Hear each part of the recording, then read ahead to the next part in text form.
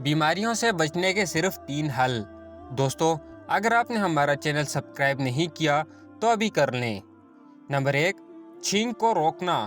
اکثر لوگ چھینک کو روکنے کے لیے منہ بند کر لیتے ہیں، مگر ایسا کرنے سے جسم کے اندر دباؤ نمایاں حد تک بڑھ جاتا ہے۔ اسی طرح خون کی شریانیں اور نروس ٹیشوز پر بہت اثر مرتب ہوتے ہیں۔ نمبر 2، پرفیوم کا استعمال۔ اس میں کوئی برائی نہیں اور کبھی کبھار ضرور کریں۔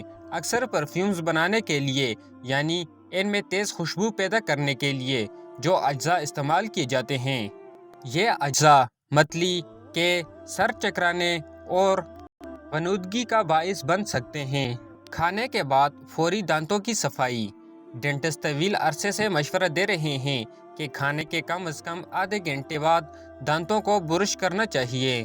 اگر ممکن ہو تو یہ دورانیہ 1 گھنٹہ ہونا چاہیے، خاص طور پر اگر کھانا تیزابی ہو تو جس کے نتیجے میں دانتوں کی سطح اور نچلی تہہ متاثر ہو سکتی ہے۔